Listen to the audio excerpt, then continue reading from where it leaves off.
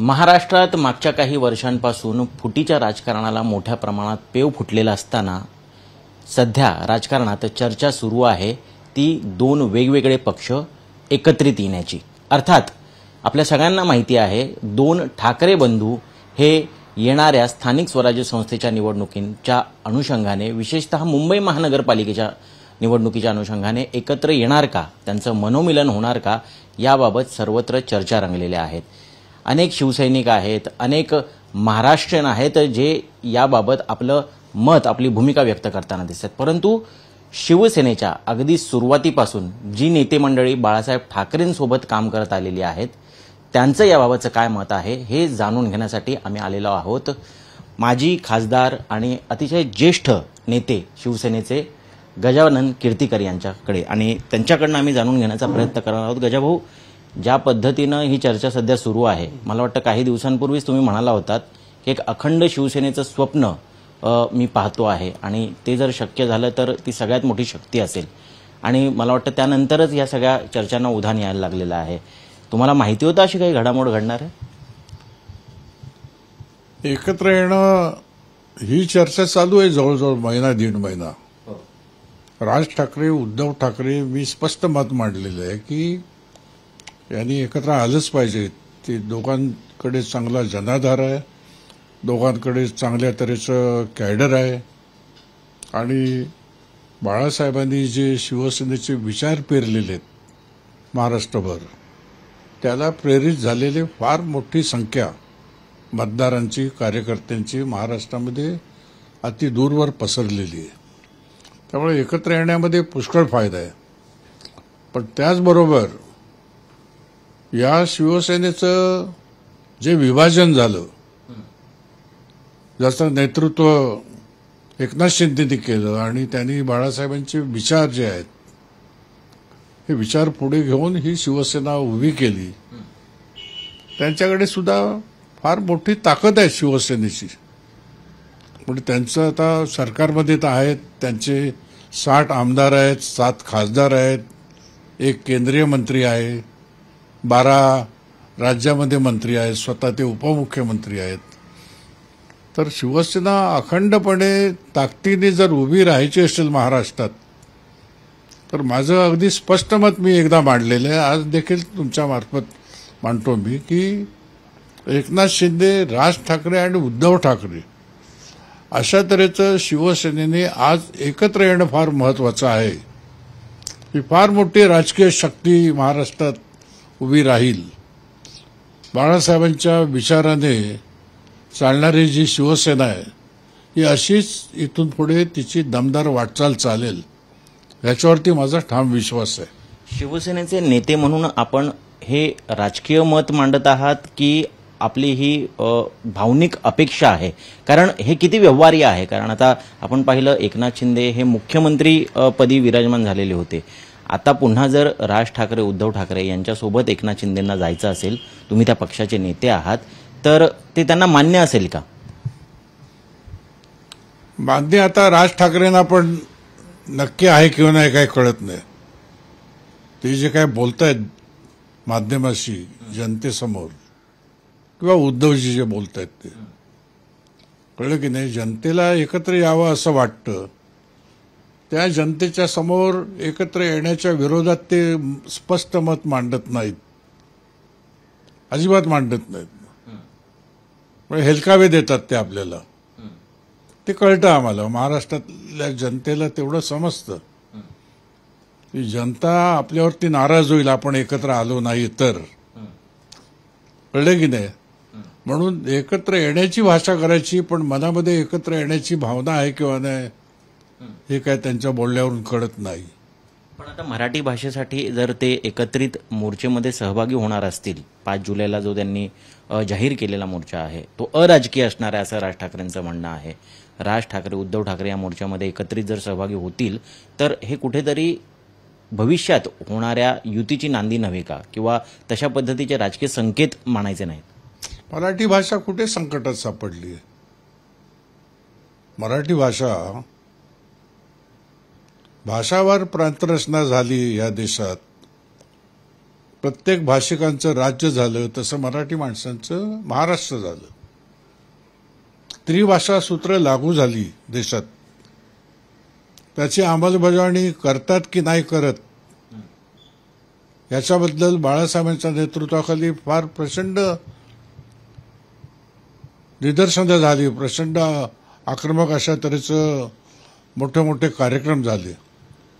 लोकाधिकार समितीच्या माध्यमातून आम्ही अनेक आंदोलनं पाहिलेली आहेत. बँकांमध्ये असतील, एअरपोर्टमध्ये. आग्रह धरला ना, त्रिभाषा सूत्र आहे. आम्ही विमानतळावरती विमानाचं जे काय अनाउन्समेंट होते ती सुद्धा हिंदी, मराठी आणि इंग्लिश त्रिभाषा सूत्र. म्हणजे भाषावर प्रांतर असल्यानंतर त्या राज्याची भाषा जी आहे, महाराष्ट्रात मराठी, राष्ट्रभाषा हिंदी आणि संपर्क भाषा इंग्लिश, या 3 भाषेचा अंमलबजावणी करून घेतली आम्ही आंदोलनातून. आम्ही एवढं काय, बँकेचे जे काय पेन स्लिप असतात ते पण मराठीत पाहिजे, रेल्वेचे अनाउन्समेंट मराठीत पाहिजे, सरकारी निमसरकारी कचेरीमधील अधिकाऱ्यांचे जे फलक लागतात ते सुद्धा 3 भाषेमध्ये पाहिजेत, दुकानाचे फलक 3 भाषेमध्ये पाहिजेत. तुम्ही इंग्लिश आणि हिंदी लिहाल आणि मराठीला टाळाल तर आक्षेप घेतलेला आहे. त्यांच्यावरती आम्ही फार मोठा दबाव टाकलेला आहे. तेव्हा मराठी भाषा संकटात आली आहे म्हणून मराठी लोकांना मोर्चा काढायला लागतो असं काही नाही आहे. हिंदीची सक्ती करा असं नाही आहे. हिंदी अनिवार्य आहे असं पण नाही आहे. त्रिभाषा सूत्र वापरलं तर सर्व काही सुरळीत होणार. त्रिभाषा सूत्र संपूर्ण देशात खाली हिंदी, दक्षिण सोडलं तर इतर ठिकाणी सर्व ठिकाणी हिंदी चालते. पण शालेय पाठ्यपुस्तकात पाठ्यक्रमामध्ये 1ली ते 5वीच्या विद्यार्थ्यांवरती हिंदी लादण्याची गरज ती काय, असा सवाल जो विचारला जातोय. या पाठीमागे काहीतरी षडयंत्र असल्याचं राज ठाकरे म्हणतायत, तर उद्धव ठाकरे म्हणतायत की ही एक प्रकारची भाषिक आणीबाणी आहे. नव्यानं ह्या राजकारणाला ऊत येताना दिसतोय. पाठ्यपुस्तकामध्ये त्यांनी जर समजा अशा तऱ्हेची सक्ती केली असेल ते पूर्णपणे चुकीचं आहे. त्याला पूर्ण विरोध करायला पाहिजे. तो विरोध करा, पण ह्याचा अर्थ मराठी या महाराष्ट्रातून नाहीशी केली जाते अशा तऱ्हेचं जे काय वातावरण तयार झाले ते चुकीचं आहे. तशी मराठी संकटात सापडलेली नाही, होऊ देणार नाही. शिवसैनिक ते करून देणार नाहीत. तुम्ही म्हणता विरोध तर करायला हवा, पण तुमच्याच पक्षाचे जे मंत्री आहेत, शिक्षण मंत्री दादा भुसे यांनी काल राज ठाकरेंची भेट घेतली आणि त्यांना कुठेतरी समजवण्याचा प्रयत्न केला की सक्ती केलेली नाहीये, सर्वसाधारण हिंदी ही ऐच्छिक भाषा ठेवलेली आहे 1ली ते 5वीच्या विद्यार्थ्यांना. परंतु सगळे दावे जे आहेत हे फेटाळून लावले राज ठाकरेंनी आणि म्हणून ते मोर्चा काढणार. आता राज्याचा शिक्षण मंत्री जाऊन भेटतात आणि स्पष्टीकरण देतात आणि एवढं वस्तुस्थिती समजल्यानंतर जी काय आंदोलनाची भूमिका घेतलेली आहे ती आंदोलनाची भूमिका घ्यायची गरज आहे की नाही आहे हे त्यांनी पडताळून बघावं. एवढं म्हणून मी म्हटलं काय संकटात वगैरे आलेलं नाही आहे. मराठी भाषिकांना कळलं की नाही आपलंसं करण्याचं आणि त्यांच्यासाठी आपण लढतोय हे दाखवण्याचं हे सगळे प्रकार आहेत, बाकी काही नाही. आणि हे केलेलं आहे शिवसेनेने. आता परत काही करण्याची गरज नाही. मराठी भाषा संकटात वगैरे काही नाही. हिंदीची सक्ती नाही. हे निव्वळ राजकारण जर असेल तर ह्या राजकारणामागे नेमकं कोणाचा फायदा आहे, कोण करू पाहते हे राजकारण? राजकारणामध्ये त्या पक्ष जे आहेत त्यांना मराठी माणसांची मतं आपल्या बाजूनी आली पाहिजेत.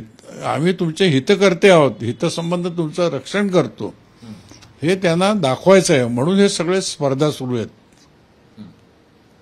पण मग सरकारच्या विरोधात नाही का जाणार मराठी भाषिक? कारण सरकारने लागू केलेला हा निर्णय आहे आणि याचा जास्तीत जास्त फायदा हा राज ठाकरेंना होताना दिसतोय, कारण तेच या सर्व वादाच्या केंद्रस्थानी दिसत आहेत.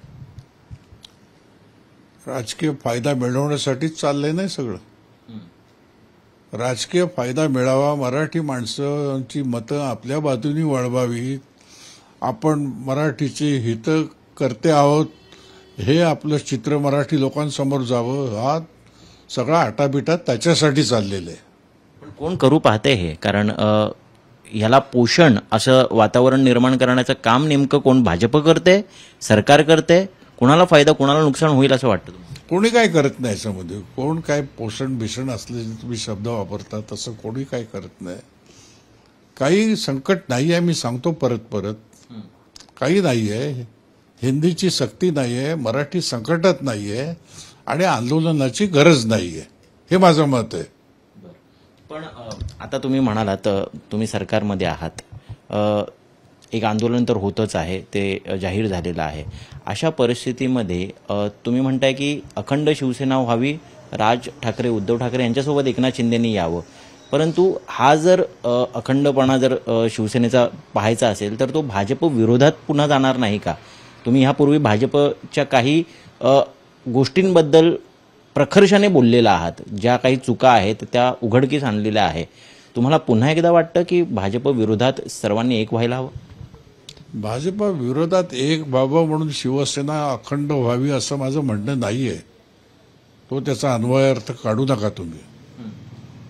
शिवसेना बाळासाहेबांच्या वेळेला जशी अखंडपणे चालत होती, तिचं विभाजन झालं, ती शिवसेना अखंड व्हावी ही माझी मनोमन इच्छा मी व्यक्त करतो नेहमी.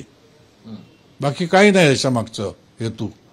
भाजपच्या विरोधात शड्डू ठोका, त्यांना नेस्तनाबूत करा, हा तसा काही हे नाही.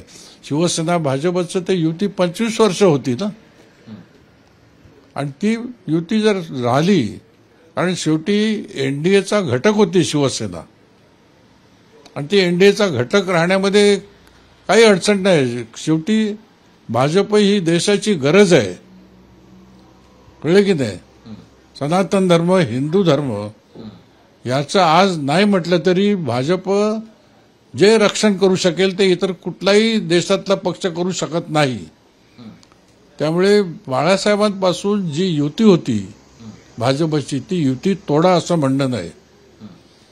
संकट भाजपचं आहे म्हणून तुम्ही एक या व्हा असंही म्हणणं नाही. पण शिवसेना अखंड पाहिजे. शिवसेना अखंड होण्यासाठी आता नुकतीच 59वी वर्धापन दिन साजरं झालं आणि यामध्ये सुद्धा आपण पाहिलं की उद्धव ठाकरेंवरती एकनाथ शिंदेंनी टीका केली. तुम्ही एकनाथ शिंदेंना कधी ही मनातली भावना तुम्ही बोलून दाखवली? मी बोलून दाखवली ना. काय प्रतिक्रिया होती? बोलून दाखवली.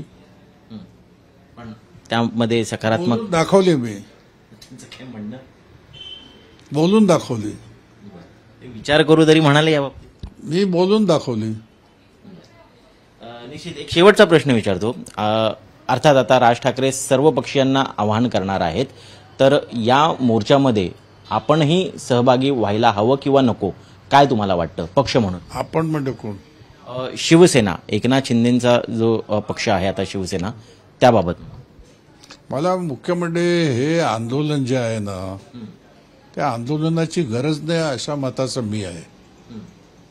मी परत परत सांगतो, कळलं की नाही, की मराठी संकटात सापडलेली नाही, हिंदीची सक्ती होत नाही, हा आभास निर्माण करून मराठी माणसांच्या प्रती आपण किती त्या ठिकाणी त्यांच्या मागे उभे आहोत हे निवडणुकीच्या तोंडावरती आभास निर्माण करण्याचा प्रयत्न चालू आहे. त्याच्यामुळे ह्या आंदोलनाची गरज नाही.